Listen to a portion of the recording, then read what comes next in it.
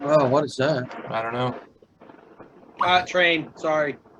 You fucking train living son of a gun, you. Hobo. I think we're live. Go ahead, We start are. it up. New theme song.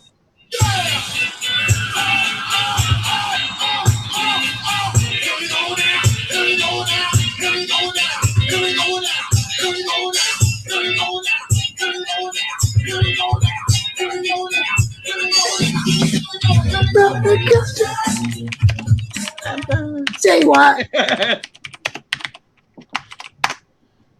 I'm making sure everybody can hear us. What's going on, everybody in the chat? I know they can hear me for sure, probably. We got Brandon Folcall, Nate 38, All Day Vape, Mad Dog Vapes. What's going on, Scott? No video. I think that's on your end, bud. Yeah, bro. Okay. All Day says we're all good, so we're all good. John, what's going on, baby? Kenny B. We got Church. What's up, Church? James Rivera. What's going on, James? All right. Yeah, it might be a little smaller than usual because it is 4th of July weekend, and a lot of places are doing the fireworks tonight. So I kind of was worried that we might have a low showing today. B-Rad, B-Vaping, what up? Maffy. What's happening, everybody? The Giz fan club is here. So, hey, look, it's a cute dog. Oh, my God. Yay! Oh, it's a cutie. Oh, it's a baby. It's a baby. It's a baby. She's got to make an appearance. Oh, she's so beautiful. I don't know why. She's the star of the show. Too soon, Uncle. I couldn't help it. She was ready to come up here. So, are you done? No. Shell-shocked She's a camera hog. Well, she knows she's got that star appeal. She's got that little something. A certain je ne sais quoi. She's a camera whore. Je ne sais quoi. Okay, so Mad Dog's been watching hardcore porn, the biggest, baddest pawn shop in Detroit. I think he meant hardcore pawn. You know what I hate about that show is that every single purchase is staged, and it's the same with Pawn Stars. I actually have a friend who was on Pawn Stars trying to sell a video game, and he told me it was all like they did interviews where they asked the people what they wanted to sell, and he like had his agent actually, because he's an actor, his agent actually called him and said, hey, we can get you a gig doing Pawn Stars, bring in one of your games, because he knew he collected games. And so they set it all up through agents and everything. It's just like a regular show, like a Hollywood show. It's kind of disappointing, but not surprising. All fucking television is fake, just like this. This is all scripted. Yeah, my mother-in-law, she's been there, and she said it's nothing like how they have you perceive it. Yeah, it's nothing like that. It's not even a real. There is a real pawn shop there. There is an actual shop there. But it's not what you see. No, it's not the drama. Well, it's not all the drama. And if you would imagine, like if they were doing the show there's like thousands of people a day who show up to that shop to just go in and visit, and so they only film on very very few days out of the week, if not a few days out of the month, and then they just have like a gift shop and shit. So they want too much for the ZX Spectrum, huh? Yeah, see, people are collecting them now. See, Scott was going to get me one of these little computers from the UK, an early 80s all the way through to the late 80s computer. It's called the ZX Spectrum, ZX Spectrum, but in the UK they say Z instead of Z because they like to make things a little bit more difficult. And I was kind of expecting that it was going to be expensive. I've been trying to buy one for years, and just the shipping alone is fucking crazy. So, okay. So, hello everybody, this is Overdose Vapes. This is Obese Mode number 34.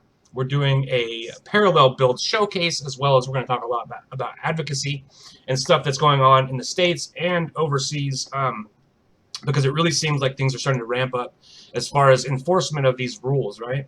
In the UK, they have the TPD, and we kind of thought that wasn't going to be a big deal because they said they were going to do it with a light touch Their exact words were light touch, right? And so recently, some things have started to transpire over there in the UK specifically, and we'll talk about that. And just the dangers of one city like San Francisco actually enacting these ordinances kind of leads to a cascade effect where then multiple cities are going to jump on that bandwagon. And that's kind of what we're seeing already. And we'll talk about that as well. So, how's everybody doing, though? I'm going to let everybody, say what we've been vaping this week, and then we'll show the builds, and we'll talk a little bit about advocacy. And, yeah, I mean, that's about it. We're going to probably try to cut it a little short tonight because it's 4th of July. And I'm going to go watch more fireworks. I went last night and watched some, which was cool. But I'm going to go tonight as well, and then also go on Tuesday. So I got fireworks up the ass here. Ouch. Yeah, I know. That's gotta hurt. Speaking of that, and I'm sure Scott's going to love this story. I was watching a Japanese television show. I can't pronounce the name of it, but basically it's on New Year's they have these things called batsu games.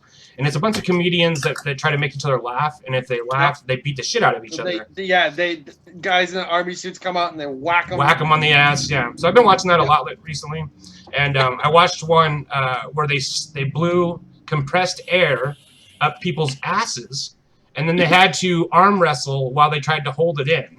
Hold the fart in. Yes. Right. Well, a fart. I mean, they blow air up your ass. It's not really a fart. Insufflation. Yeah. I mean, that's dangerous because it can fuck up your insides. And one guy did shit his pants and then ran off stage. And by pants, I mean, he was wearing like some kind of like sumo outfit or something. So it was not a pretty sight. But of course not. Yeah. So welcome to Japan. I mean, that's a crazy ass place. So. Yeah. Right. But I'll start with me as far as what I've been vaping this week. I shined up my Sub-Zero X because I felt guilty not doing it. I didn't do it all like for the whole week, and it was so nasty. I knew I couldn't come on. I guilted you into that one because I said I cleaned mine. You did, and I busted out an old device. It's the E-Leaf Limo Drop. It's a little mouth-to-lung single coil tank that you guys probably don't even remember.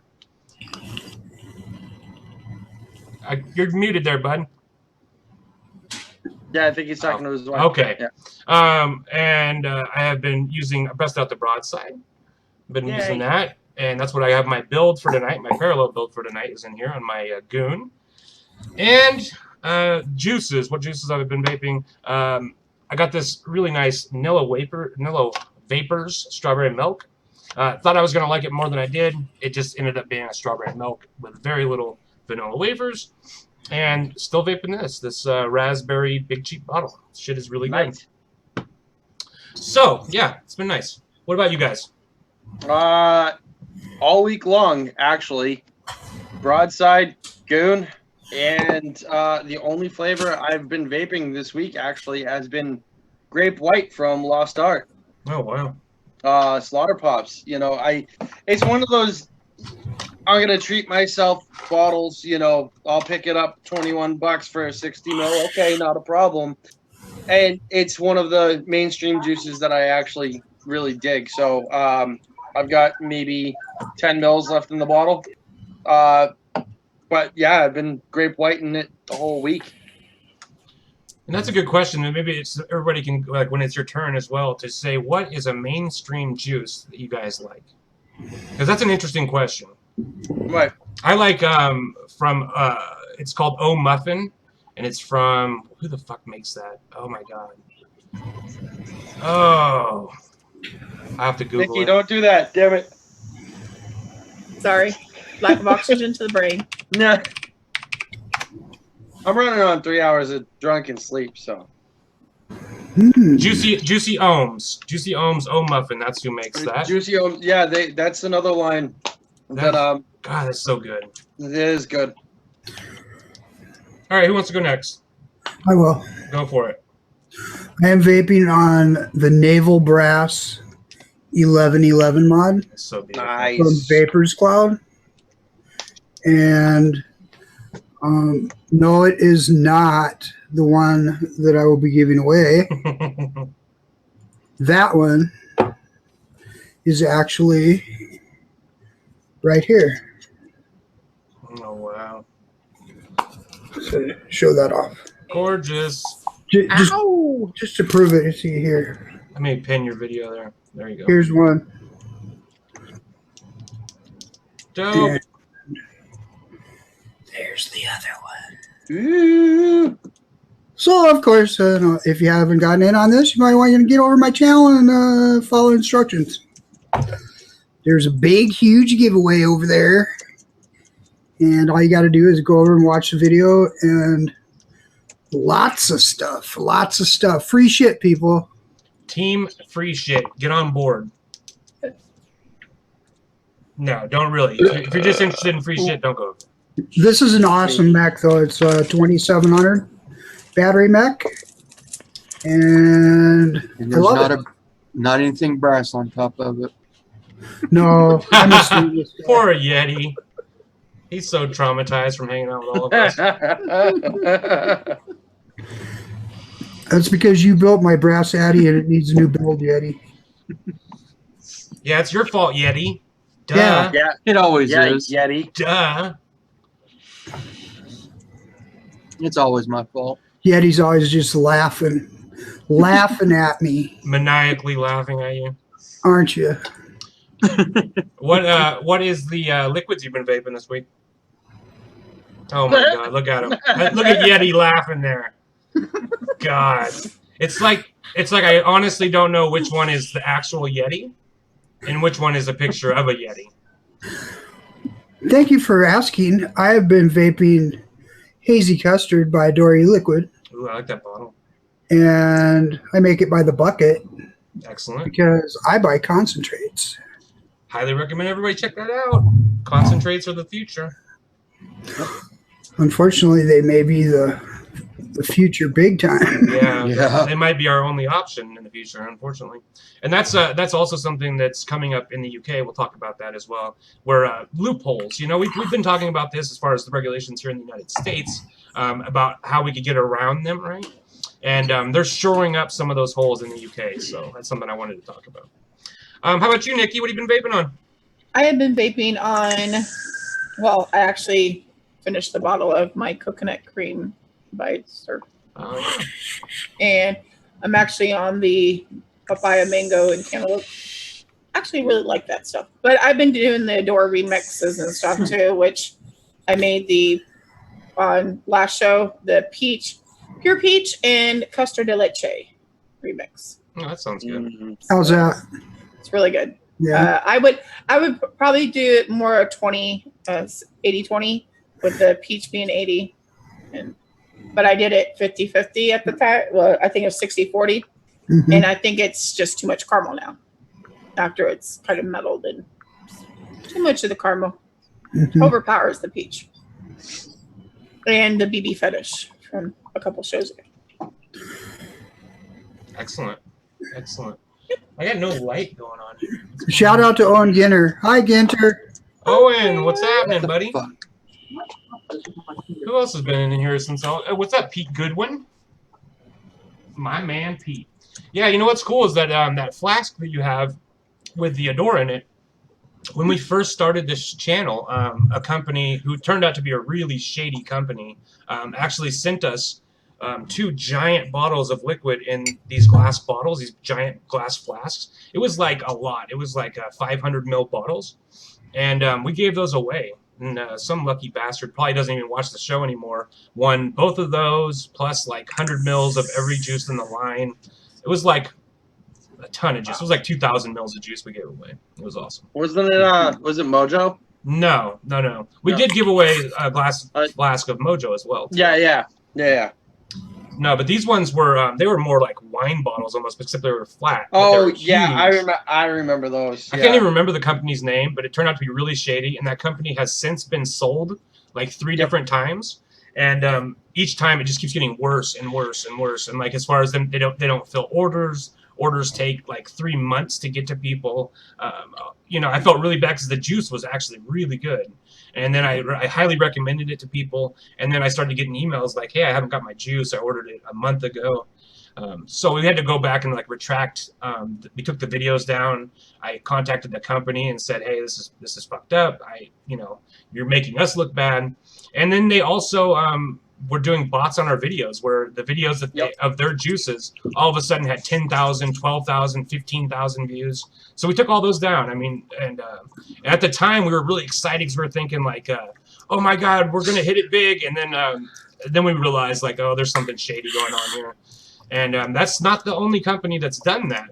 There are other companies that will do that, that will hire bots to boost your videos and views, just so that their company's videos, I don't know, reach a wider audience. That's not really how it works, and I think that people are confused about that sometimes. Just because your video has a ton of views doesn't mean that you're going to pop up in search results. Yeah, it doesn't mean that the algorithm's going to pull you into the main mix of YouTube. For that exact reason. Not with YouTube's new thing that they're doing. No, and that's the exact guys reason. are popping up. And that's the exact reason, is because tons of people use bots.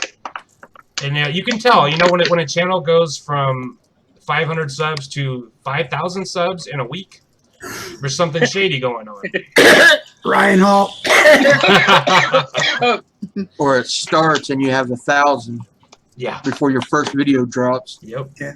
And then videos will go from having like 50, 100 views to 50,000 views. You know, some little bit of movie magic going on there, I think. Not always. Sometimes people. Vape Milk is one of the companies, Tommy, that I was talking about. I suspect. I can't say that. I don't want to say it 100% because I only suspect. But that's not the original company I was talking about. That for sure was shady. I can't remember the name of it. Vape Milk was always like you got a bottle, it was good. Next bottle, bad. Oh yeah, bad. Good. Tasted like curdled cheese. Some of their juice was okay. Other juices that they made were just overdone with sweetness and just, you know, and if you're thinking like, oh well, it's really cheap, so that kind of makes up for it. You don't have to do that. Places like Dollar E-Juice Club have really decent juice for even better pricing. So big shout out to Swag. What's up, Swag? Oh, so Swag, I just got the email today saying that your package is on the way. So I'm really excited about that. I can't wait. This will be my first opportunity to look at any of his liquids. Get ready. I am. They're fucking good. I am really excited about it. Say a little postal prayer. All right. Come on. Don't do me dirty. I'm always so scared of that, dude. That's why whenever I get a new mailman, I will always go out there, say hello to them. Misty bakes them cookies during the holidays. Here's $50. Don't fuck me over. I get so many packages that I have to make sure that I can trust my mailman, you know? Yep. Take care of that motherfucker. They take care of you. And on his day off, he has this there's this woman who covers for him, and she has fucked up so many times. And so I actually had to go and introduce myself to all my new neighbors and say, hey, like, if you have any packages that are addressed to Travis Meeks or to Overdose Vapes or to any of these things, can you please let me know? And I've actually had like 4 different times the same lady, and her box isn't even next to mine. It's like all the way across the whole fucking lot, and she still keeps putting my packages in that. I hate it. It makes me so mad because I'll know I have a package in there because they'll say delivered, and I'll look and nothing, and then there'll be like a key missing in the big boxes. Like we have like big boxes. And there'll be a key missing, and I go, I know my fucking package is in there. Oh, that just drives me crazy, dude. Oh, yeah. Once you start getting tons of packages, you realize just how iffy our USPS is. Maybe if we start sending the postal services an invoice of services rendered of having to track our packages down and doing their job, they might ship up.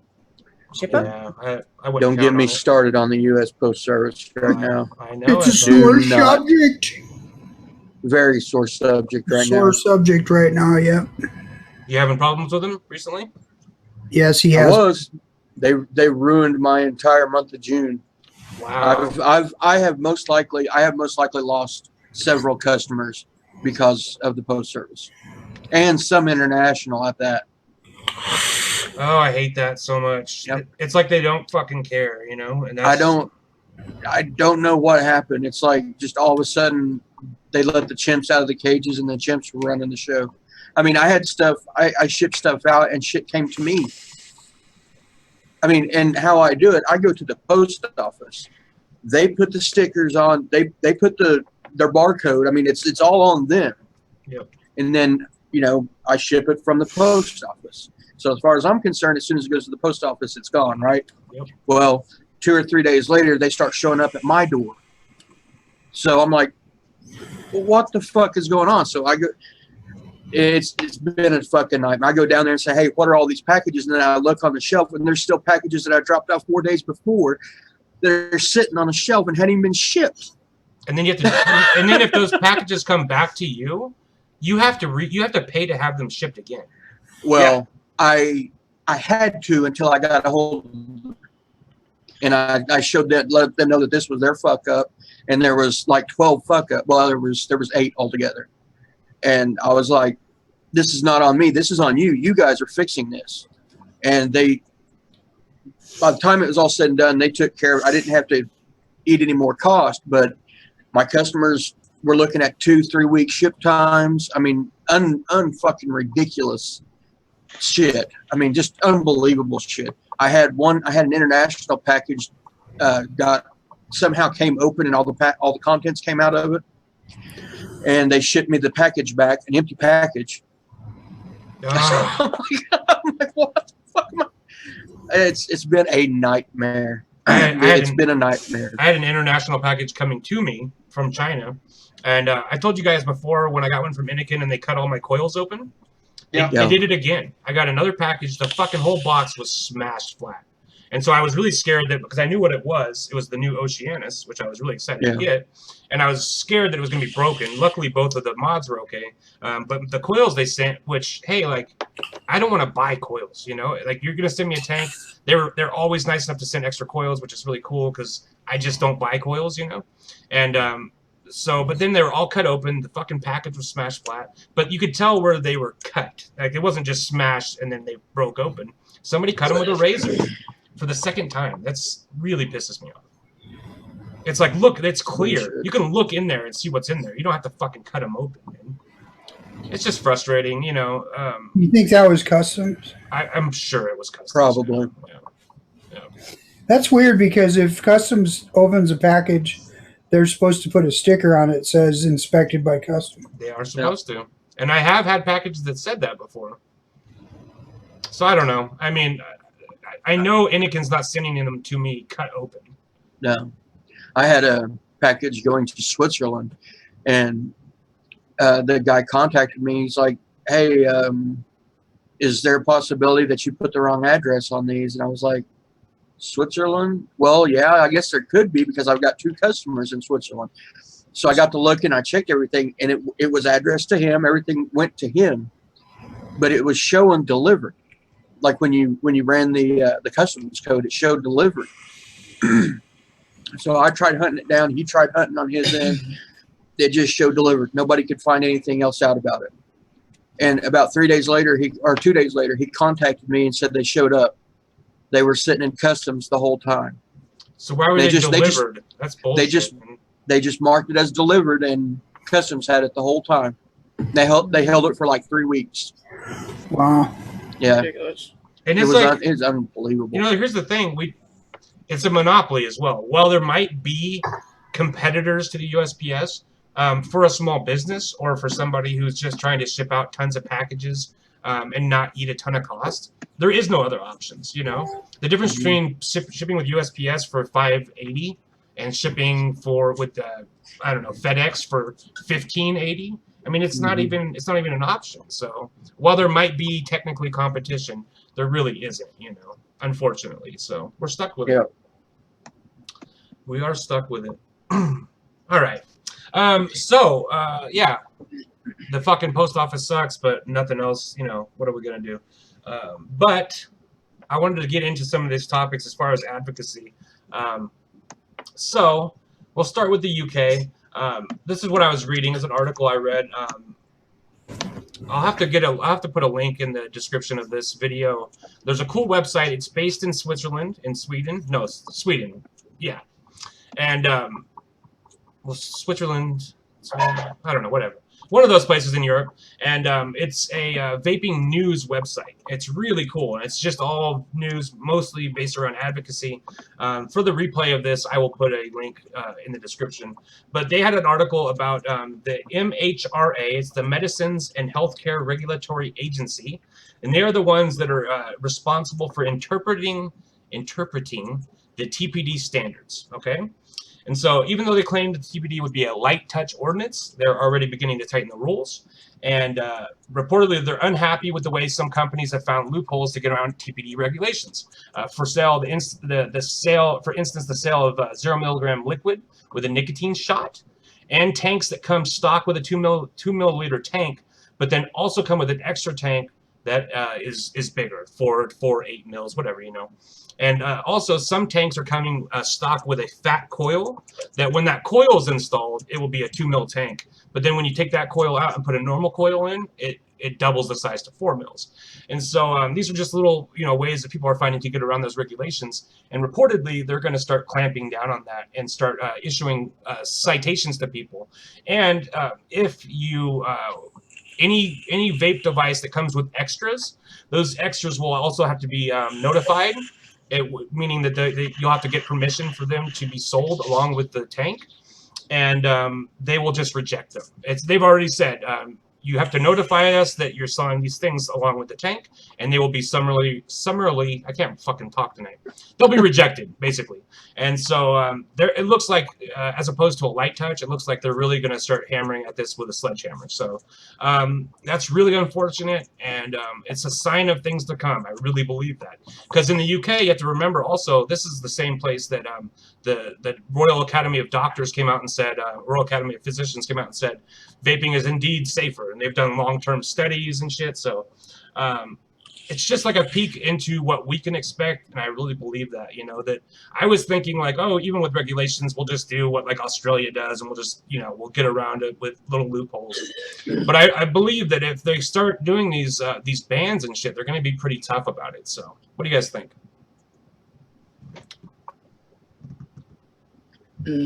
You guys don't think at all, huh? Big fucking surprise there. Try not to think about this. You know? I mean, I get it 100%. There's only so much that we can do. You know, I mean, these companies are again, you shouldn't be trying to find a loophole in order to get around what the government is setting into precedence, but the government should really be looking into, well, why are we over-regulating? You know, it's too many hands in the too many hands in the cookie jar right now, and they're not working with the vaping community to find out what actually works. They're just saying, no, you can't have what works for you. You're gonna have to go with what we're telling you you can use. Well, what do you think the likelihood that they've ever even talked to a vapor at all?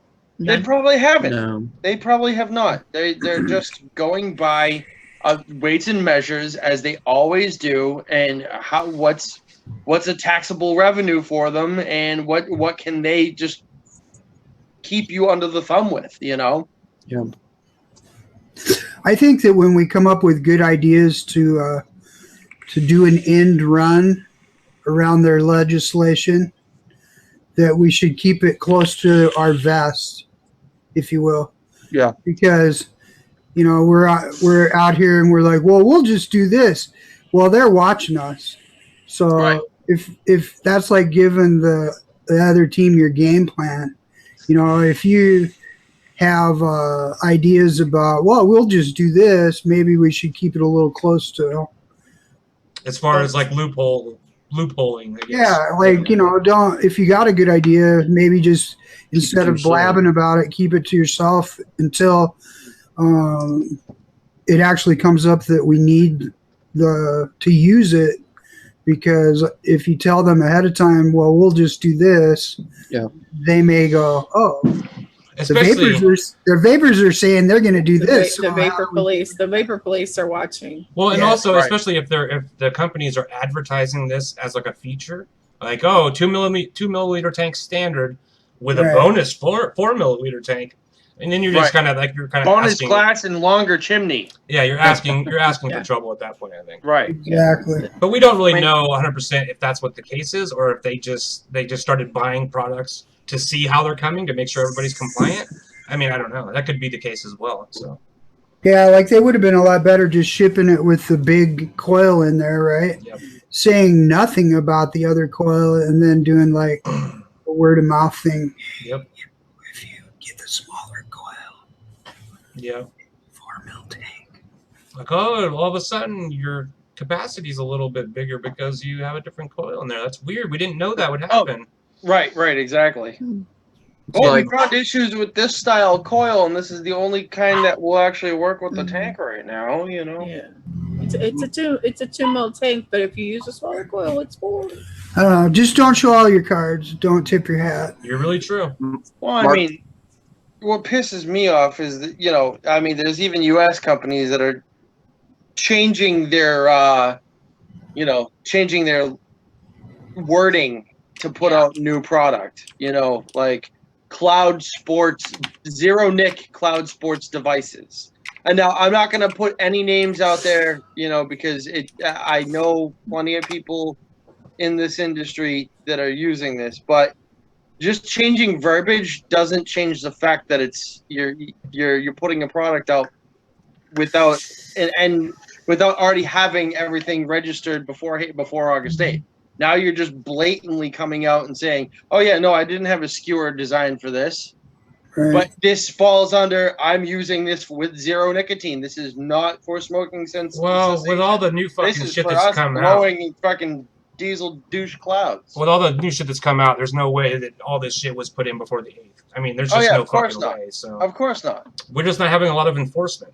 And that's good for us, you know. And that's damn good. But at the same time, like, if you just put it out. Don't sit there and try and pull the wool over people's eyes and change a verbiage. Because regardless, I mean, they can't keep up with the initial fucking applications anyways.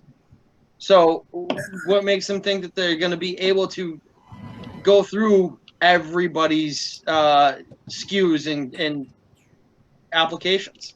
You know, they can't right now. They definitely can't. There's no manpower.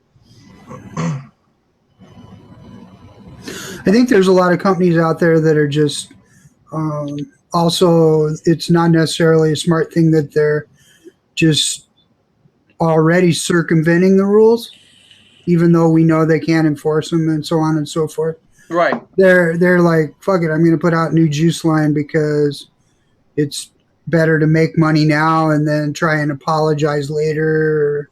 Yeah, you know? it falls under the whole beg for forgiveness, not ask for permission mentality, you know.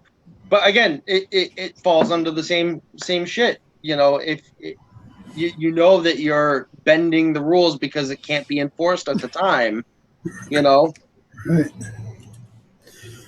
Unfortunately, there are companies doing that left and right. So quite a damn few. And I think that the mentality is we're just going to play dumb. And I think that a lot of people are doing that, you know, and it is what it is, you know. I hope that we don't see a day when we start seeing a crackdown, but you're right. We can't plan on them always being incompetent. And we're lucky right now because they're making deep cuts into federal employees. People who would be enforcing these laws are being cut. You know, their jobs are in jeopardy if they haven't already been fired. But we can't count on that. You know, that's definitely not a game plan. No. One thing that came up on Thursday night with Kevin Skipper's show. Yeah. That's an advocacy show that I usually watch. They were talking about the fact that, God, I lost my train of thought. Okay. I'm sorry. I'll think of it. It's no problem. I'm having it. So that was a train wreck of thought. A senior moment. Senior goddamn moments.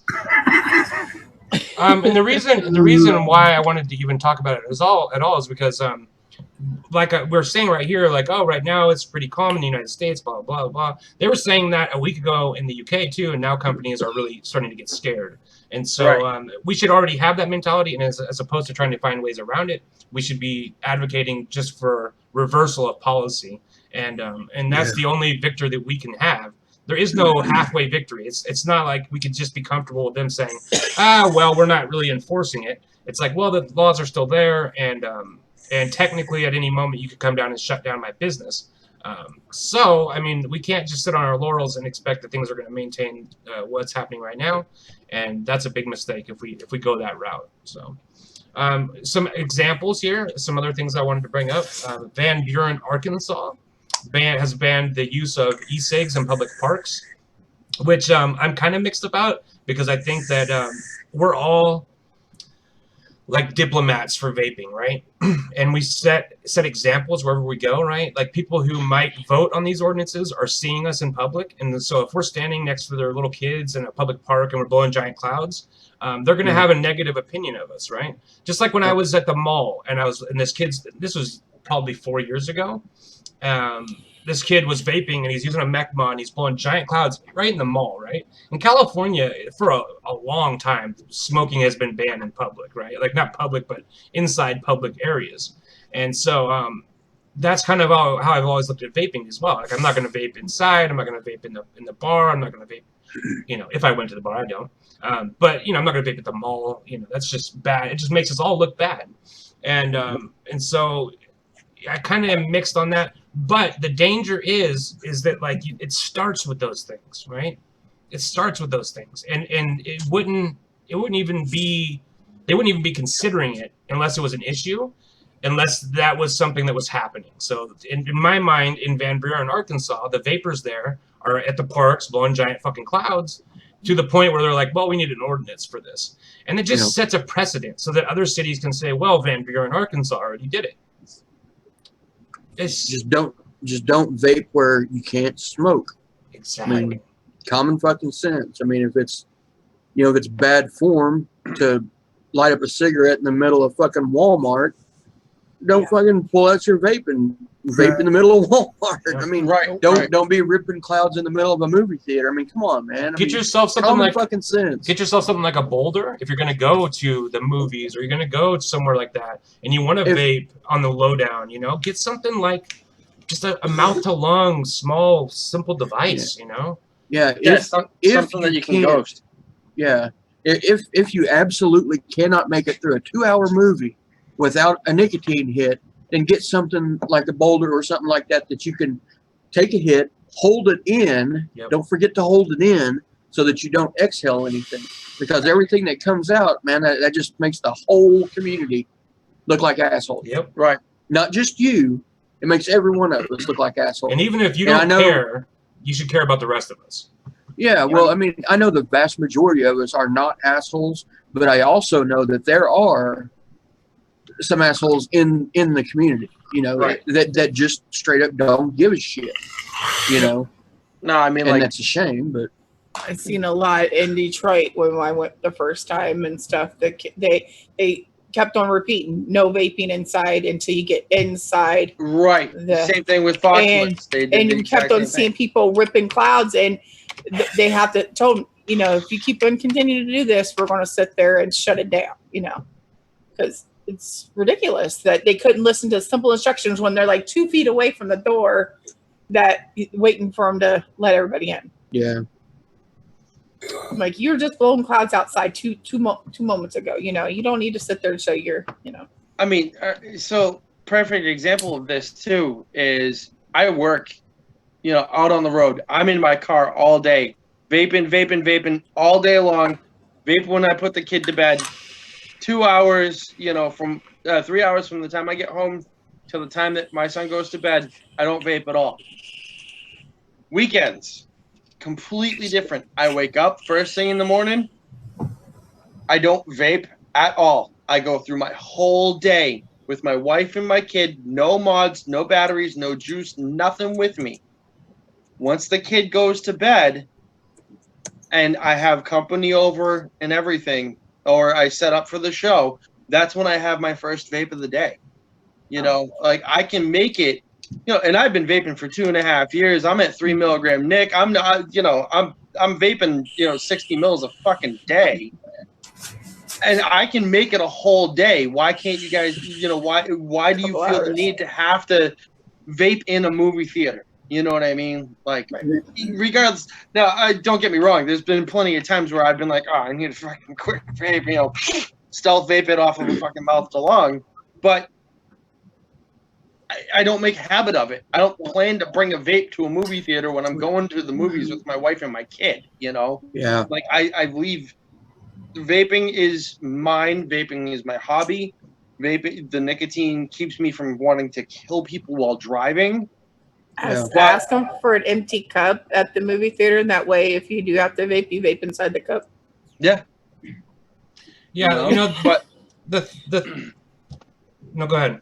No, I'm just saying, like, you shouldn't.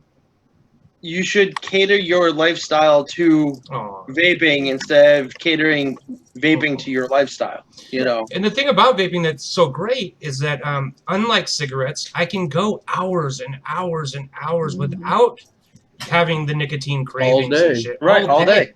Because Go ahead. Sorry. No, go ahead. No. I was just going to say, just because I'm on 3 now, which is basically nothing.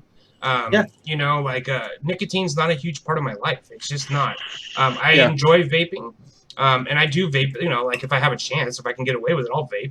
Like I vape at work and shit. I'll just close my office door and blow it out the fan, and it goes straight outside. But as soon as I have a client, I'll have like fucking 10 clients in a row, and 6 hours later I go, oh shit, vaping. Like it's not a huge part of my cycles. So right. Yeah. Well, it's like. When I went to jail for a night not too long ago, I wasn't like, even when I was getting arrested, I wasn't like, oh fuck, I need a vape. I went through the whole process, got set in the fucking jail cell for 8 hours. I wasn't fiending. I wasn't like, I need a fucking vape. I was like, man, get me the fuck out of here. Right. I didn't. Vaping was the last thing on my mind. Honestly, my medicine was the only thing I was concerned with. I didn't give two shits about vaping. I'm not addicted to nicotine, so it's not that for me anymore. We're more addicted to our medications than we are with our nicotine. Yeah, that's another good thing about vaping, because I think when we were smokers, I don't know about you guys, but you did fiend. I would tear the fucking If you'd gotten pulled over and you were going to jail, you'd be begging the cop. Let me have one last cigarette. I just got one favor to ask you. Can you let me have a cig butt before you take me in? Right. Just let me have a drag. I know I'm gonna be going away for a long time. Let me cram this pack of butts up my asshole. Hey, I've smoked butthole cigarettes. Thank you very much. That is not a joke, folks. Okay, this is how it is in jail. People do bring stuff up in their ass. That's how it gets in there. It's called keystring, and they'll usually this one guy brought in a whole pack of top tobacco, a pack of rolling papers, a small Bic lighter, aluminum foil to smoke methamphetamines. And he stuck it all in a balloon, tied that up, stuck it in a condom, tied that up, wrapped it with tape, put another condom around it, and it was like a little bullet. I mean, it was like this big. That's a keister that won't quit. It would not quit, dude. He kept bringing this shit out, and I'm like, what all do you have inside of you, bro? You know what? I mean, I know what it's like to need a cigarette. I mean, because I've been a smoker, and I know how desperate you get. I don't know that I would be that desperate to smoke tobacco out of another dude's asshole. You'd be surprised. When you're a smoker, there's like very little you won't do for a cigarette. Now, see the difference between that, I would never fucking stuff a mod up my ass and bring it into jail and be like, thank God I have fucking mod. Thank God I got this 26,650 mod with me. Go as big around as you can, Thank goodness I only did like 6 days when they actually had smoking still in the jail. Wow. Yeah, that's before my It was time. back before I had kids and everything. I had 6 days for driving without car insurance. They tried to do a ban in Marion, Ohio, where if you got busted, you spent automatic 3 days. And if you didn't serve the 3 days that you're supposed to, you got socked with 6 days, or it could be 90 days. Wow. for driving without insurance. Sticking people in jail for that stupid. But I had shit. insurance. My insurance carrier dropped me when I had an accident and didn't inform me. I was still paying on it, but yet then that's against the law. Yeah, and I still served my days. No, fuck that. Get out, Tucker. You fat stink breath. I fought it after I served them, but still. It's called plugging in the UK. It's not keystring, it's plugging. That's a much more descriptive term. Mad Dog Vapes knows far too much about that. About plugging? Yes. He based his whole life around it. You sick little man guy. He is not sick. There's nothing wrong with that guy. I love Scott to death. I love the shit out of him. I was talking about you guys. I had to turn on one Instagram video and that was it. Oh, right. You went and checked out. Oh, okay. I'm sub to I am sub to Mad Dog. That's the thing. But I couldn't look away though for the first time, but I wouldn't let it replay because I was like, did I just see what I just thought I saw? Yeah. That's the thing with Scott's post is it only took one video and I was hooked. The best in all honesty though are the private messages when you get the 5-minute videos. Yeah. Yes. God, he's such a good guy. Oh my God. Yeah, he is. Yeah, he's a funny motherfucker. Yeah, I was just kind of eye shocked, like going, "Oh, what did I just see?" You'll get used to it. Yeah. Oh, come on, I can hang with the big boys, but it was just that. Wait a minute, he's just so sweet and chat, and then all of a sudden it's like, woo! Yeah. Was it a strawberry shortcake? Okay. Oh God, that's so terrible. Oh, it's so terrible. How did I know? Yeah, I was like, he's good for his chicks with dicks. There's lots of chicks with dicks posts. The strawberry one is fucking ooh. That's so awesome. It's one of those ones where it's like this should there's a pretty girl, she's naked, like this should be like a sexy thing, but everything about it is just like ugh. Oh Yeti. You sick little boy, you. 2 girls, 1 cup all over again. It's not that bad. Let's get real. It's not that fucking bad. That's fucked up shit. No. That was fucked up. Oh God. How does that shit clear Instagram protocols? What I want to know. It doesn't. Yeah, but just gives no fucks. Yeah, but if you know that if you notice, it stays up there for quite a while though. Yeah, because somebody would have to report it. That's the only way that they take anything down. There is no automated system on Instagram. It's all based around user input. That's why if you ever get a post from one of those iJoy 666333463 giveaway account, just fucking report them immediately, dude, because it's a scam account. So. Yep. So he's gonna be fucked when the Christian Mingle people subscribe to him. Yes. Just some fucking Midwestern fucking mom fucking that just started vaping and she goes, "Oh, Mad Dog Vapes. Maybe that's something I'll like." What? One guy, one jar. I've never heard of that before. Oh God, no. Oh, yeah. No. Travis, when we get when we get done, go watch One Guy, One Jar. And after you've healed from that, go watch One Guy, One Screwdriver. I'll pass on both. What is he sticking up his dick or something? Just listen. Just go watch it. Yikes! Not watching that shit. Oh my God! Do it. No. Yeah, he said it's still up on Instagram. Plus the dinosaur park. The dinosaur park is not as bad in all reality. No, it's funny. It's pretty funny. Yeah, it's mellow. Yeah. Yes, make a bottle. You had to bring up the jar. Oh. It was in chat, so Brandon Folcall is the one who brought it up. Brandon! What's going on, Jason? Jason's in the house. Kelly Walker, what's going on, my lady? Nate 38. What's going on, everybody? I love church. No. Fuck no. John, hell no. Carrie, you are in for a rare treat. Yeah. Don't worry, church. I am not going to watch either one of those videos. No thanks. Be prepared, Carrie. Yeah. Be prepared for the best Instagram account on the whole website. Bruh. Yeah, but okay. ADV, Blue Waffles is nothing compared to one guy, one jar, one guy, one street. Blue Waffles is pretty fucked up, though. Yeah, but that is nothing. That's nothing. That's kindergarten. Yeah. Trust me. This is Faces of Death kind of stuff. Yep. I can tell y'all some shit. Oh my god. My dad had the original Faces of Death video, the one that actually had a lot of really fucked up shit on it. I got all 7 of them. And he on VHS. Yeah, I had it on VHS. And when I was like literally like 6, 7 years old, I would used to sneak out to. He had this like trailer that it was like a little camper trailer, and nobody stayed in it because it was just for like vacations and shit. And so I went out there and popped it in the VCR, and I was not prepared for that as a kid. But it didn't bother me. You know, it didn't really bother me that much. But I remember just thinking like, I know I shouldn't be watching this. And then I took a friend out there one time, and I'm eating spaghetti, right? And it was like it came to a really fucked up part where this bear eats a guy. Yep. And while his family's in the car watching, it's really fucked up. That's what was so fucked up about it. It wasn't like the actual scenes of carnage. It was like all the human shit that went along with it. Like, oh, this guy's family's watching this guy die. You know? Yeah, like the humanity side of things. Yeah. That you can see. And when I was a kid, it didn't really strike me. Now I couldn't watch that. I can't even watch fights. Like, I used to like love watching like fist fights on YouTube and shit.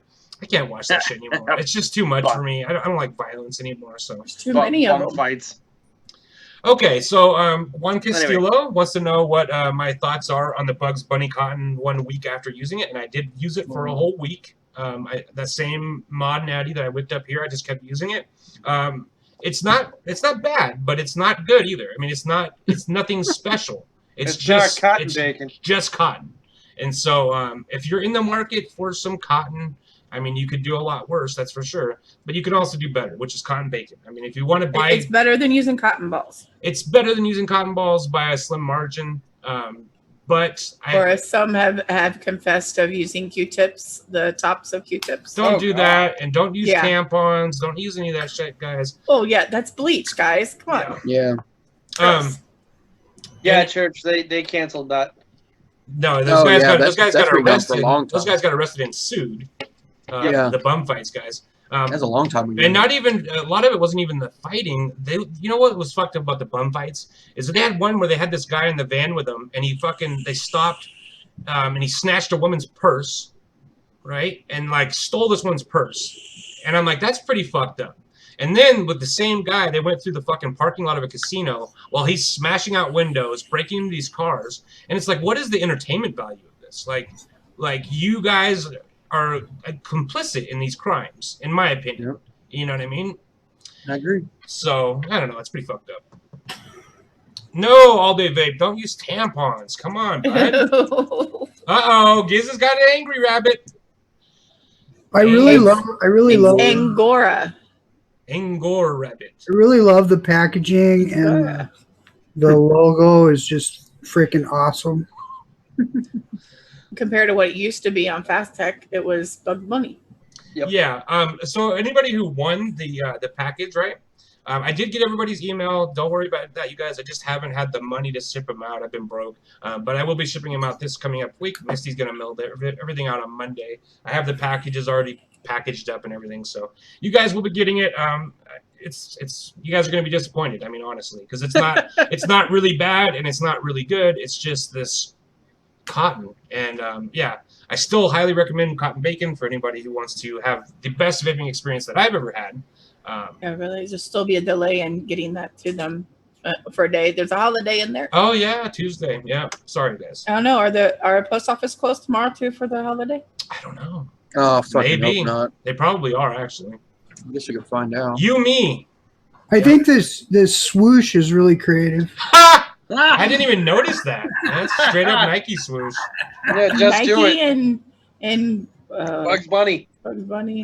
They should just change it to Space Jam. And Easy Rider had a good comment. He said Coil Masters cotton is not that great. I agree with that too. It's not that great, and it is better than cotton balls. But like, we shouldn't have to you don't have to do those compromises. You can just use cotton bacon. It doesn't have any break-in period. That's my problem with cotton. Any kind of regular cotton. is that you put your juice on and you cannot take a hit immediately. You have to fucking blow everything off and then put more juice on. It has this break-in period. Anything that keeps me from my vape, I want to eliminate all those roadblocks, you know? And so, yeah. It's just the 4th that they're closed. Good. Okay. I just checked the site. Cool. Yeah, Kenny said that, and Church too. So good, excellent. Okay, so what else? Okay, so Van Buren, Arkansas bans e-cigs in public parks. Powell, Ohio has joined the Tobacco 21 trend, which is like it's like a fucking thing that the USDA or whatever the health department is putting on, where they're trying to get cities and states to change their smoking age from 18 to 21. So California as a state has changed to 21. Massachusetts is going to 21. It's kind of crazy when they're trying to sit there and get the alcohol lowered down to 18. It's because they don't give a fuck about health. They really don't. Well, actually, they're trying to get it to where kids in college aren't getting fines and put on their records for public intoxication and putting it on the records. Maybe they just shouldn't drink then. Well, they're off in college and they think that's a rite of passage and all those parties and everything. So yeah, it's just one of the things that I didn't get a chance to do growing up. So I can't sit there and say I was peer pressured into drinking. And I was the one peer pressuring. I'm not gonna lie. Right? I was the one trying to get everybody else to use drugs and shit when I was getting high. So I didn't want to feel like the one that was alone, you know? If you have a whole room, I was never offered in my whole high school. If you have a whole room after high school, you have like 10 people that are getting high, you don't feel bad. You know what I mean? It really normalizes it. If everybody you know has started using drugs, it makes it feel like, oh, this is fine. So I would really pressure people. I feel really bad. I've actually written letters to people because there's people that got high with me during that time in my life that are still getting high. They would have never gotten high if I would have never pressured them. And so, I feel bad. But I've tried to make amends to them and tried to help them as far as like getting into rehabs and all that shit. And, shit happens. So Travis actually has a soul, is what he's trying to say. I'm trying to at least nurture the little fucking black seed. He's seen all the people that are going back in their lives and sitting there going, who's the one that screwed up my life? I'm going to blow them up. Yeah. And I don't want to be that one. I don't need any shooter showing up to my work. Yeah. Alabama's 19, always has been. Yeah. I know Hawaii is 25? 21. No, it's not 21. It's 21. No, is it 21? Yeah, I thought it was 25. No, it's 21. No. They were like the first ones to go to 21. Yeah. Okay. Yeah, but I totally agree. She said, Carrie said that if you can go fight in a war, it should be allowed to drink, smoke, all that stuff. We were just talking about that before we started, that they should just decide on an age, and everything should be that age, whether it's 18 or 21. If you can't buy cigarettes, then you shouldn't be fighting in a war either. So they need to decide what's important to them, and what age. It's just crazy. It's just fucking crazy, Yeah. Yeah.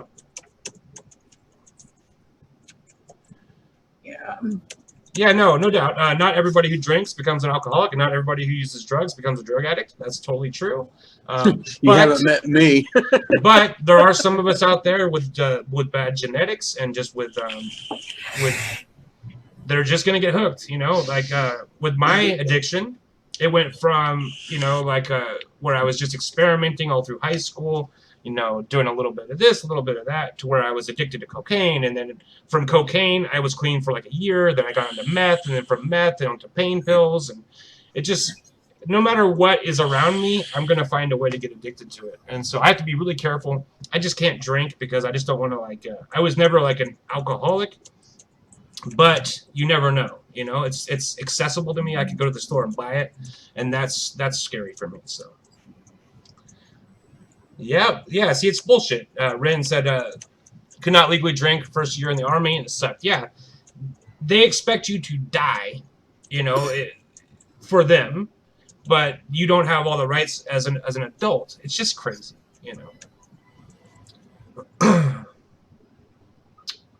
Yeah, okay. I want a juice called Libtard Tears. Okay. Come on. Let's keep politics out of it. All right. So something else. New York State has voted in favor of an e-cig ban in restaurants and bars. Now that is something that I totally understand, because I'm sure that smoking is outlawed in bars and restaurants in New York, and so it should just be treated pretty much the same. They're putting it under the Clean Air Act, which is the no public smoking rule. Well, yeah, there's certain clubs and everything like up here, like if you're like a VFW and stuff like that, where if it's a member base, you're allowed to smoke. Well, yeah, because you're paying dues and it's a private It's a private club. That's the difference. And even in California, if it's a private club, you can smoke inside. I used to go to a bar called the Central Club when I was like 17. I was like super too young to go in there. But the cops couldn't even come inside. And we would all be smoking inside. Yeah, and they would just have the bouncer would stop them at the door. Like, hey, this is a private club. You can't come in here. And that was cool. So that's why we used to always go there. But yeah. Get a warrant. Yeah, my parents go to a VFW, and it's really kind of funny because they started vaping and they started taking it in there, and they used to have like the little Altoid mint, containers. That's where they put their cigarettes. And they're like, if you see the red light go on, you need to put your cigarette out and hide it. Is how they say. I'm like, you can smell that. Come on, it's like you're not going to get away with it. But it was basically where you weren't allowed to smoke in there either, but they allowed them to. Because people they'll stay more, they'll buy more drinks, they'll buy more, they'll play more cards, and it's one of those things. But when my parents started vaping and everything, and people were like, "Well, what is that? That smells good," and the next time they went, there was a whole bunch of people that were vaping because they were allowed to. They could bring it in. And I was like, kudos to mom and dad, switching people to vaping. The only reason I even brought up the New York thing is because it's just a trend that we're seeing is that they're picking away at vaping, right? And all these things, like, the scary part about it is that like we can all find reasons why it's okay. Like, yeah, it's okay to ban it in bars and in restaurants. It's okay to say no e-cigs in the public parks. We're okay with some regulations. Yeah, but see, they're gonna use that against us because they're just gonna keep picking at it of these little tiny regulations until they build up this giant, like, whole mass of regulation to where basically they're driving us out of the public eye. Because I can't tell you how many times people have seen me vaping, and then I have shown them like, oh, this is what it's all about. It has nicotine. It can help you quit smoking, and then those people will quit smoking. And so there is something to be said about vaping in public because it does let people see it. Because otherwise, where would they see it? Like you could be on YouTube. You could be on YouTube for 10 years and never see a vaping video unless you're searching for vaping videos. Yeah, vaping was out I think for 4 or 5 years before I started. So it was kind of like, what is this vaping? I knew about e-cigarettes and stuff like that, but I didn't know that there was things like, to put your own juice in. I didn't know that we even had vape shops, and I lived in this town. I mean, I'm sorry, I went by the shop twice a day, all the time, taking my daughter to work and stuff. And I'm like, I thought it was a fish place because it said pucker fish. That was the name of the shop. I'm like, why would you name it pucker fish and have a big fish on the outside? That's a danger of something that's very common in the vape industry, is that a lot of shops have, interesting names, but they don't have anything that's related to vaping. That's why I like the shop that's in my town, because it's just called Build an e-cig. So it has e-cig right in the title, and so what you're getting into when you go in there. Exactly. But it's not, it doesn't have like a catchy title like where someplace like Puckerfish, I thought it was a fish aquarium because my daughter was looking for some more fish for her tank. And that's when I'm like, sweetie, you can't come in here because this is mommy's type of shop. Because I was like, wait a minute, it's not an aquarium place. And our local shop's called Smokeless Smoking. I like that. I was not crazy because they have smoking in the name of it. But they are really into trying to help people quit smoking. So it made sense at the time. Plus, they've had that name for, all the way back to 2013 or whatever, It's so crazy. I wish that we had never started the term e-cig. Yeah. Because they're really not cigarettes. No. And you know, it kind of stuck. We're stuck with it at this point, and yet we want to, you know, move away from the fact that it's even a tobacco product, which it's not. It's not. And so e-cig just, I mean, if we had called it a fog device or something, you know, it would have been a lot better for us. If I always refer to it just as a vape. I just say it's a vape, you know, and because I'm just like you, I really dislike the e-cig branding. So I just say a vape and vaping, you know, as vaping as the verb, vape as the device, you know. It's kind of, we're stuck with it. It's in all the verbiage now, you know, when the FDA writes their whatever, their rules and stuff, that they refer to it as e-cigarettes. So, but it's unfortunate because if you really think about it, it has nothing to do with a cigarette. It's as far away from a cigarette as you can get. Yeah. Yeah, I seen a video the other day. It was posted by an old BuzzFeed girl and everything, and she was it was an essential oils vape. And I got really upset because they actually had essential oils in it. It wasn't a vape like e-juice or anything. It said on the package, "Do not inhale into lungs." Yeah. It was So you're just supposed to put it in your mouth, like hold it in your mouth and then release it. And I'm like, yeah, but how many times have you breathed in, like, you know, with vapor, and it goes in because you're breathing in. Doesn't matter. I'm You're like, actually you're not even supposed to oils. you're not supposed to eat or ingest those oils.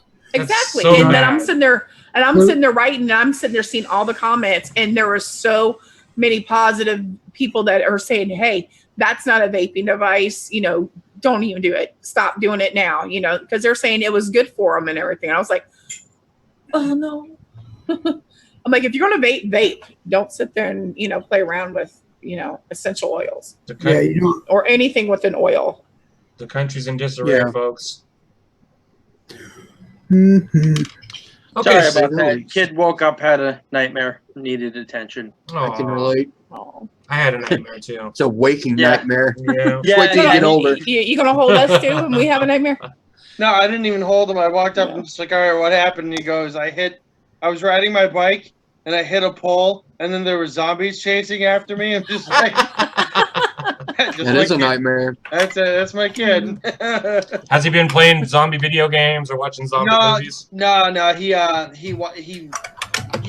He's been reading a book called Stink. It's a character, and the last one was Stink. Yeah, it's about an 8-year-old kid in 3rd grade, Okay. and his nickname is Stink, right? Excellent nickname. So yeah, right. So the last book that we just read was Stink and the Midnight Zombie Walk, and it was all about him and his friends playing pranks and dressing up and getting into all the gross stuff that 8-year-olds get into, you know. So he was like, huh, zombies, because he knows zombies from Minecraft, and he's just like, oh god, zombies, they're real. I'm like, no, zombies aren't real, dude. Just chill out. We're good. You know what I would have done? I would have said they are real and they're fucking right outside. Well, no, he sees me do every Halloween. He sees me do zombie makeup, so you know he knows that they're not real. But he likes watching me do the makeup for the haunts that I do, and you know he's more getting used to it now, but it still freaks him out a little bit. Oh, yeah. Okay, so let's look at the builds, and then we're gonna call it quits. Yeah. The builds for tonight are parallel builds. That means 2 pieces of wire minimum running in parallel together, and then you just wrap those. You know, like one of my favorite builds is to take 4 pieces of 26 gauge Canthal or nichrome, preferably nichrome, and then wrapping those in parallel, maybe spaced. That's a good build. You know, technically, a fused Clapton is a type of parallel build because it has 2 wires in the core in parallel. So the build that I have for tonight is a parallel fused Clapton. So that's 2 pieces of fused Clapton. So in all reality, it's 4 pieces of wire with a wire wrapped around it, and I have that in parallel. So, what is I have a question first. So for people that maybe don't build all the time, why a parallel build? Because you can double the surface area of wire, but maintain the same ohm reading. So if you're using something like a mech mod and you want a big coil, you can, if you take one piece of wire and wrap, 12 wraps, you're going to have a very unsatisfying vape because it's going to ramp up very slowly because you're going to have a high ohm coil. But if you have two pieces of wire, you could do 6 wraps, and that's going to give you 12 wraps altogether, but it's only going to have the ohm reading of a 6-wrap coil. So if you're using mech devices, pretty much every coil I build is a parallel coil of some kind, just because it cuts down on the ramp up time, but still gives me a lot of surface area for flavor and for clouds. So Good answer. that would be my answer, unless Yeti has something to add to it. I wasn't even paying attention. Oh, you guy. Potato. We're talking about the purpose of a parallel. Why would somebody use a parallel coil? There's lots of reasons. Okay. I don't know what you named. I just said people use parallel because it cuts down on ramp up time, gives you more surface area, but with the same ohm reading. Yep, that's what I was going to say. Excellent. Yep. Excellent. All right. Nothing to add. Also, staged heating. Kenny, I posted it in the group, and but I guess that was the only place I posted it. Sorry. Sorry. No, go ahead. I was just going to say, because there's a couple questions. Usually it's posted either in the group, in Instagram as well. I posted in Instagram, I think, Thursday. And Travis posted it throughout Facebook, I believe. Yep. So it's out there. And the way to get them to me is that either you can send me an instant message on Facebook, Facebook Messenger message, or you can send it always to overdosevapes@yahoo.com. Let's decide right now on next week's coil. What do you want to do? I think we've already done ribbon, haven't we? No. Yep. Did we? No. Yeah, the first one we did was That was ribbon. the first one. And that was you too. I don't know. Staggertons. That's what I was thinking. Okay.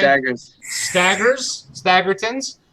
Everybody can send them to overdosevapes@yahoo.com or send me an instant message on Facebook. That way I can download the pictures and put them on the show.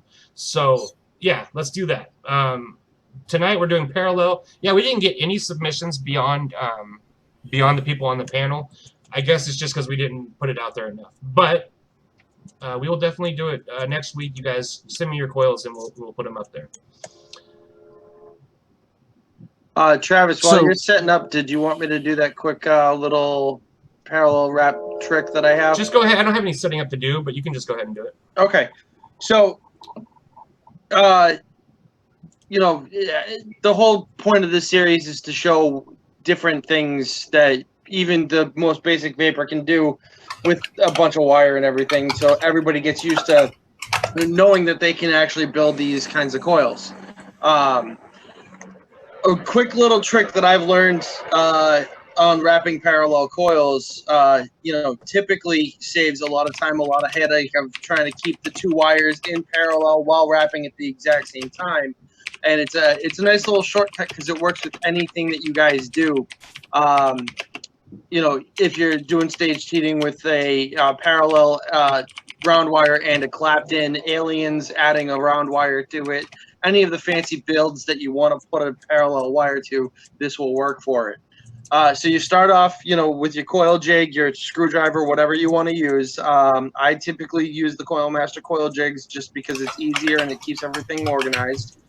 Get it all set up and start wrapping your initial coil. So on this one, we'll do 7 wraps. This is 24 gauge stainless steel immolation comp wire. So right there, it's a little shitty, but there's a 7 wrap coil right there on your piece, right? So typically, basic coil. How I've been doing it is you take your extra piece of wire that you want in parallel, and with the Coil Master ones, you thread it through on the bottom side so that it's on the interior of your original round wire. Bend it over, get it all squared away, and make sure that you are within the inner of that first wrap, and then just start wrapping it, and it automatically will wrap your coil in parallel, giving it the perfect parallel and perfect spacing the first time that you do it. I've been doing this for the last 6 months, and I have yet to ever have an issue wrapping parallel wires this way.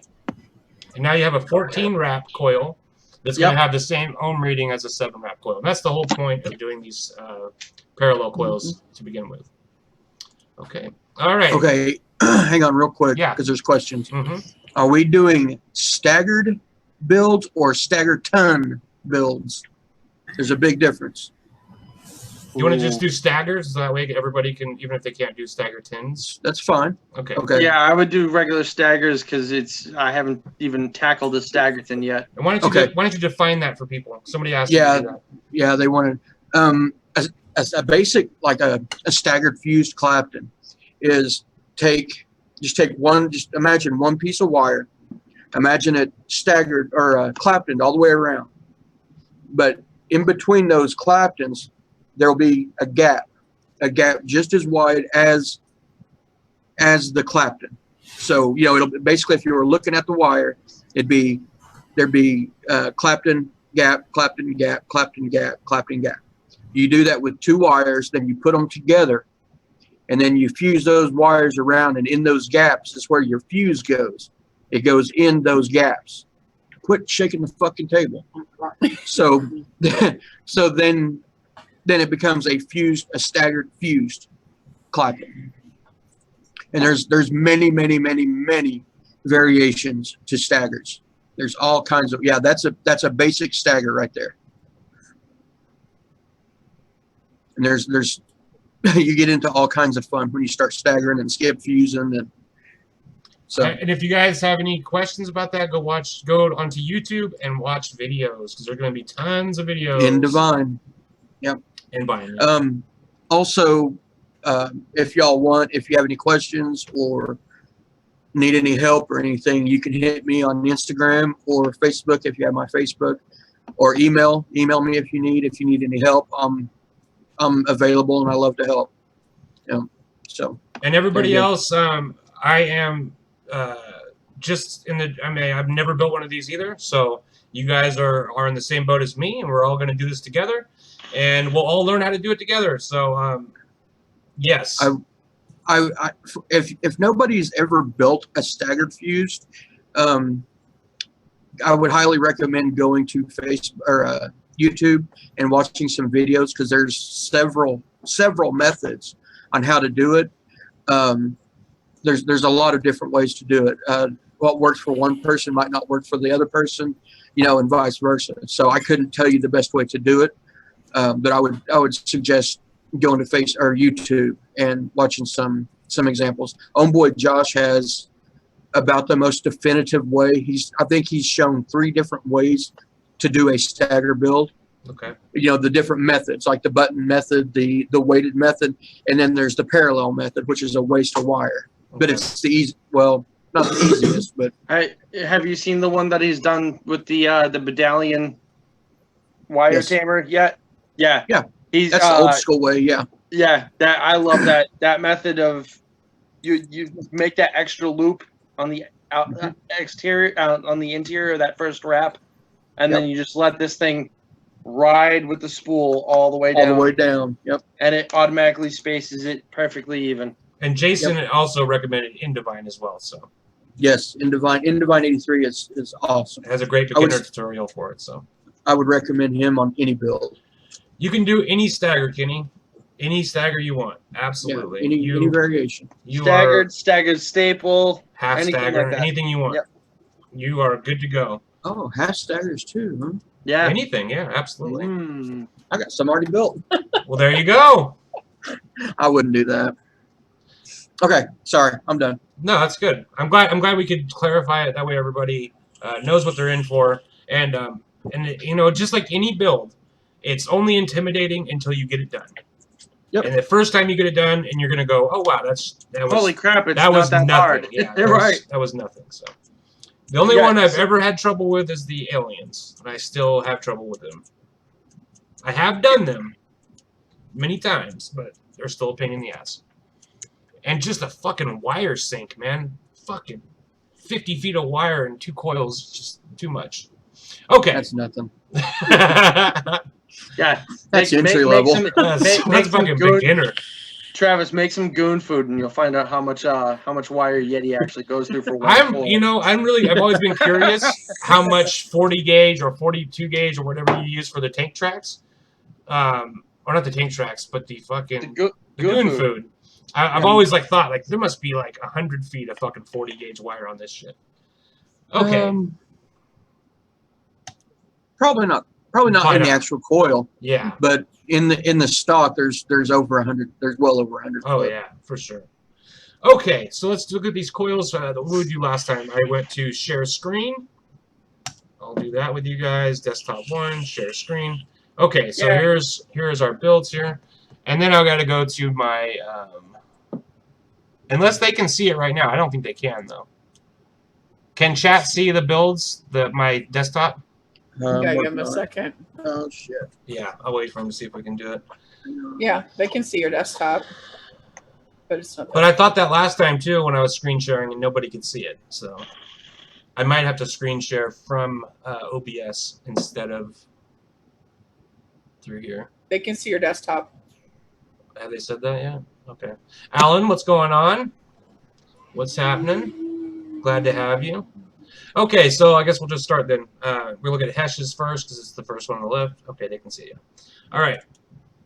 So this is hashes. It's a, it's a basic fuse, not fuse clapping. It's a basic fucking parallel. Basic parallel. That's actually staged heating 2 separate gauges of wire. That's 23 and 25 gauge stainless steel. That's why I love parallels. We're going to see some of that today. We're going to see just how different a parallel can be because literally it's just a couple pieces of wire in parallel, but those wires can be anything. They can be different gauges, which causes them to heat at different rates. They can be different kinds of wire. Nichrome mixed with stainless steel is a good combination. This is actually... Go ahead. This is actually one of the builds. It's usually 23 and 24 gauge, but I ran out of 24 gauge, so I used the 25. But this is actually one of the builds that I use for comping. Because of surface area, because of the staged heating, and ultimately when you purge, that the 23 gauge heats up a lot quicker than the 25 gauge. But with the extra ramp up, once you get into the count and you're inhaling, that 25 gauge kicks on and gives you that extra little boost of vapor and flavor while you're doing a comp pull. So I have another noob question. Sure. Okay, so he's paralleling with 2 different gauges of wire. Yep. So does the ohm reading defer to the smaller gauge wire or to the larger gauge? It doesn't actually defer to either. It actually finds the common median between the two. So this build right here comes out to a 0.09.1. Typically when I rock it with the 23-24 gauge, it's a 0.08 on the dot, 100%. Okay. Yeah, it adds it combines it.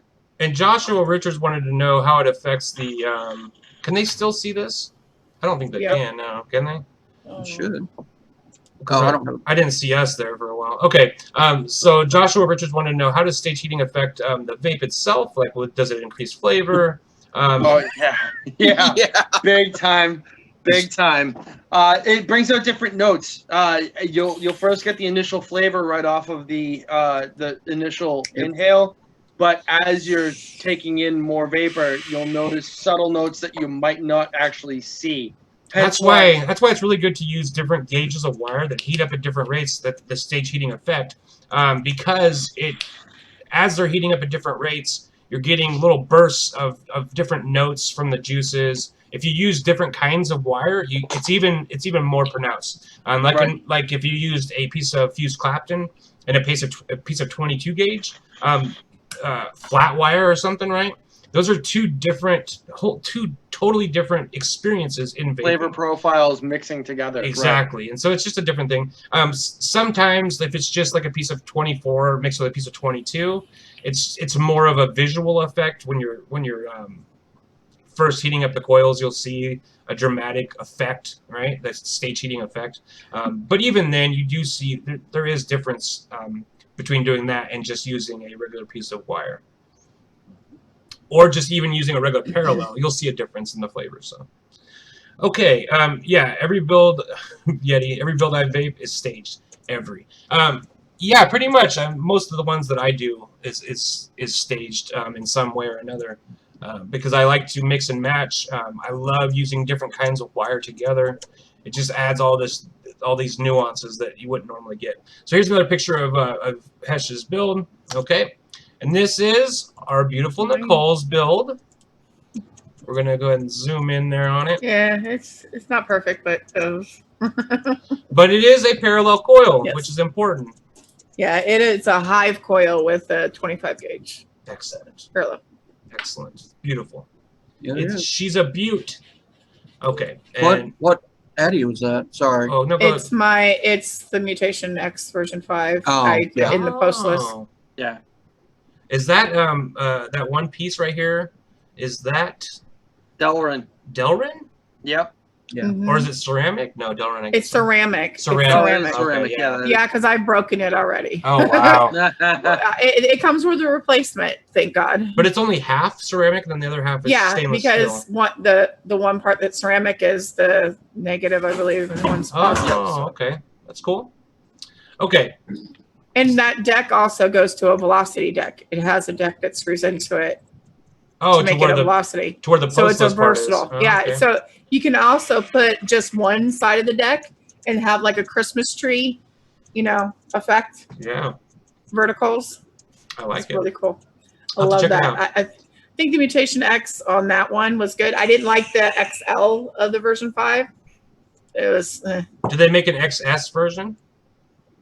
Because I have a V4 XS and I love it because it brought everything way small and it increased the flavor. No, they didn't do the mini version in this one. Okay. Does it leak out that crack down the middle? Nope. My crack leaks. I bet it does. No leaking. It's an awesome, because it's tapered down in there too, and it has top airflow. So you can actually shut everything off and just have top airflow too. I just asked because it looks like it's in 2 halves. So I would think that it would seep in that crack. Nope, no leaky.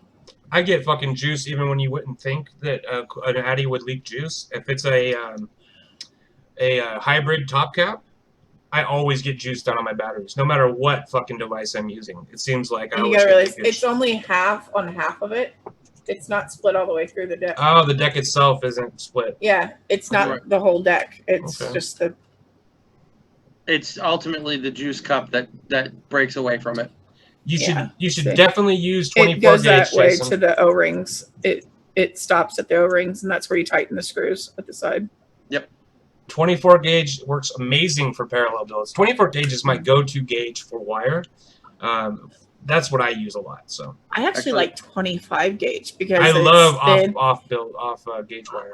The 25 gauge is like a happy medium for me. 24 is a little thicker, but the 25 it's still forgivable. Like you can sit there and play with it still. 23 gauge is really good too. It's obviously a little bigger. I love odd size gauges. Me too. Me too. God damn, that's actually staged heating right there. That is. If you want to see a good video about stage heating coils, Twisted Messes has an amazing video about stage heating coils. Yeah, that's a 24 gauge and a Clapton staged heating. Okay, all right. Well, thank you, Nicole, for your build. So this is the one that I built. It is it's fused Claptons. I was saying in the beginning, fused Claptons in parallel with spacing. It looks a little wonky because I built it at the last second. But like I was just thinking, what's a good example of parallel? And fused Clapton itself is parallel, like we were saying at the beginning, because there's two pieces of wire as a core. So I thought it'd be cool to do that in parallel. This build is a beast. I only did it single coil because it's already really low ohm, but it's chucking clouds. I have it in the goon there with my bent fucking things there on the top. But that's a tasty build. It's a very tasty build. Spaced builds are my new thing. That's what I've been doing a lot of lately. It just has tons of flavor, tons of surface area. Highly recommend this build. If you have a big enough deck, I would say do like 6 wraps, and you could probably do dual coil. It'd still be really low, but you're gonna have a tremendous fucking build if you did that. So, okay. Before you leave that, I got another question. Sure. So that is 2 sticks of fused Claptons that you just wound together, right? Yep. That's Now, it. my question is if you built your fused Claptons in a couple different gauges, it would still work, right? Like if you had a big one and a small one. Oh yeah. Yep. Then it's staged. I love that. Yeah, the staged fused Clapton. Awesome. Yep. Okay. Yeah.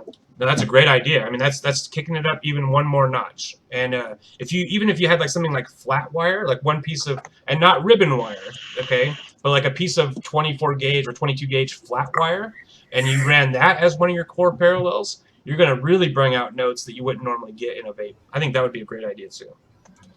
Okay, let me go ahead and this a little again a little fuzzy. I didn't get a great shot of it, but that's just it wicked there, so you can see what I was going for.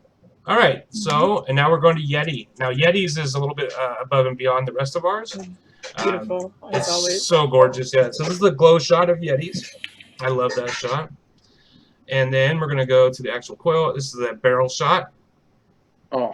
And then I'll let Yeti at the end of here, at the last shot, I'll let Yeti go ahead and describe what it is. And that's a beautiful shot there. Oh wow. Oh, Mohawk aliens. Mohawk aliens. Bro. Oh, Mohawk. gorgeous. Those are gorgeous. Yeah, they're amazing. Oh, give me a second. Coil horn. All right. So why don't you go ahead and tell them what it is, Yeti?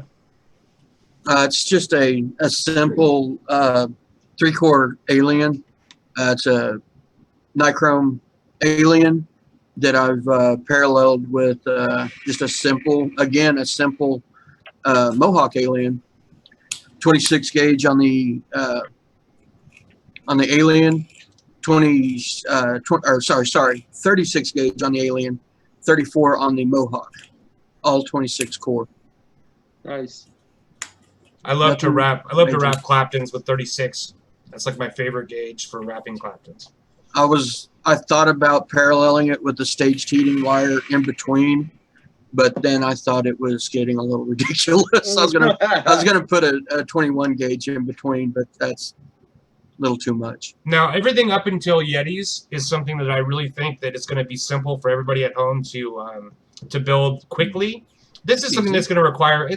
I'm not saying it's super hard, but it's something that's going to require a little bit more time to put in. But this is still something that all of you guys at home can definitely build without a problem. It's not out of the realm of possibility. It's just it looks intimidating, right? 20 minutes. And I get that. I cheated on mine. I took a regular already built coil and I unwrapped it and put my single wire in. So it was somebody else's pre-built that I just stuck a single wire in. So is that cheating? No, or we'll let you get it. Or improvising with what you have. Improvising hive coils. with what you Yes, have. yes. I unwrapped the hive coils and I put the just a single strand with it. You can do that. That's taking a good coil and making it great. Yes. Right. Yeah, 20 minutes in Yeti time equals an hour and a half of human time, without a doubt. Yeah. It would take me longer than 20 minutes to make that coil. I did that coil when you guys sit there and said everybody got their coils right. I was like, no. Fuck, nope.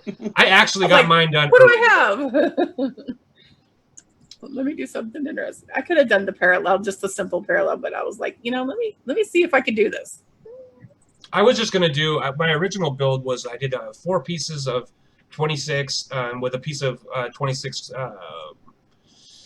twisted, and I wrapped that, but it just came out. It looked ugly by the time I got done with it, so I scrapped that and built what I built today. But I even started building yesterday because I was so excited about today's build. Because I think parallel is probably the most important build you can learn as a new vapor. I think it's like the second build that you need to learn. Yes, definitely. Besides basic. Yeah. You know. Basic and then parallel is the next step because it's just a basic coil double. You know, basically.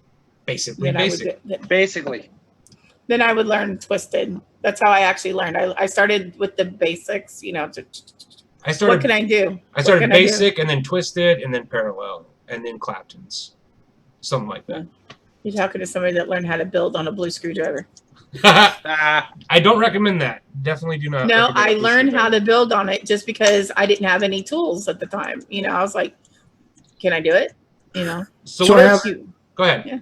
I have another question. Mm-hmm. So how's she vape? Magnificent. Like a Greek god. Yep. That's a very, very flavorful coil. It's hot. Very hot. As Natty would say, flavor all up in your mouth hole. All up in your mouth hole. All up in your mouthpiece. Yeah, it's a gorgeous build. Absolutely stunning. I love it. I absolutely love it. All right, let me stop the sharing. Are we done with that? Yeah, we're done. Okay, I wanted to explain something real quick. Sure. There's a couple questions. One was wanting to know a little bit more about staged heating. A staged build it's basically just taking a parallel build to the next level. Basically, for something to be considered a staged build, the purpose of the staged wire is to heat up before the main wire. There's a couple. You can either have it as a preheater for the coil, or something just to instantly ignite the liquid. But for it to be to separate it between a parallel build and a staged build, the wire is usually it's just a single round wire or a twisted wire or a helix wire, something small in diameter that will go around your main wire. Or your main build, I should say, because you can make, like my favorite build is either an alien or a fused Clapton with a helix paralleled it. So it'd be like 5 wraps of an alien, then 4 wraps of the helix wire.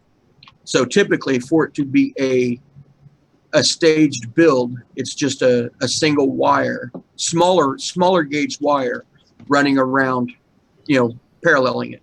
That's what separates it to a staged build. A good example of why you would use staged is I used to really be into twisted wire. And so I used to make like 6-strand twists and shit, right? Where you take 6 pieces of 26 gauge and you twist them all together. Mm-hmm. Now that comes out really thick. It's a thick ass chunk of wire. And so it has a really slow ramp up time.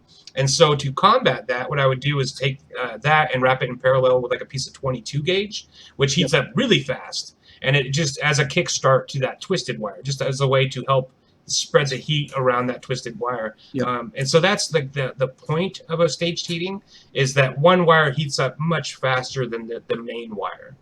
Exactly. I mean, that's and also I'm going to reiterate, definitely go watch Twisted Mess's video. Not so much as a tutorial, but just as an explanation of the reasoning behind staged heating, because that was where it even like dawned on me, like, oh yeah, that could be something that I could use to turn my builds into something that I could use on a mech mod. You know what I mean? Because I've always been, my whole building process is that going to work on a mech mod? Yep. I got one more question before we get off of this. So it seems kind of like 2 wires are better than 1. Always. Okay. In my opinion. Conversely, why not 3 wires? Why not? Why not 4 in parallel? You can. Okay, so is that a good idea? What happens when you start bumping that up? Ultimately, when you start bumping it up for that kind of a deal, the thinner the wire, the better, and the less wraps. Anytime that you're going to add another wire to it, you have to realize that the ohms are going to drop significantly. So you'd want more wraps. Less wraps. No, because if you have less, it's going to make the with the smaller gauge with the smaller gauge wire, it would be less wraps. Yeah. I mean, if you take 6 pieces of wire and you wrap those in parallel, it's going to have really low ohms. Even if it's like 28, you're still going to have pretty low ohms. And so I would say if you're going to do like 6 wraps parallel, I would do minimum 6 wraps. You know what I mean? Right. But then you're going to have a piece of wire that's going to be this long, and you're not going to be able to fit inside of anything. So Right. You have to. Unless you have a 40 millimeter, like the Vapor Gate. Like a Mason? Like a Mason. No, the bigger one, the 40 mil. Right. Yeah. Yeah. 38. Is it 38? The 38, yeah. This is the Mason 30, so. Yeah, the 38 So one. a triple parallel will just drop the ohms even lower. Yeah.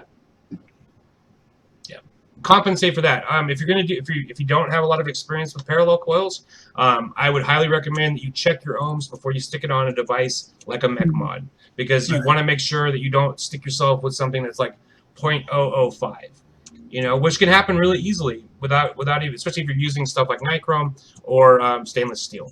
Definitely check your ohms before you stick it on a mech mod. My opinion. Yeah. If you're just fresh getting into paralleling, I would always stick with straight up Kanthal at first until you get used to it. Yeah. Move from that to nichrome. Definitely. Then get used to that. Then start messing around with nichrome, Kanthal combos. Get used to that, and then move down to stainless after that. Because stainless, you're gonna drop your ohms significantly, even if it's the exact same amount. Yeah. Big time. Yeah, it's not the Wonder Wire. What's up, Cooking Con? All right, everybody. I got to get out of here because I have to go see more fireworks tonight, and it's damn near 9 o'clock. But thank you, everybody, for watching. I hope you guys have a good 4th of July weekend. Thank you to everybody on the panel. Go check out Gizzard Stew. Check out the giveaway video.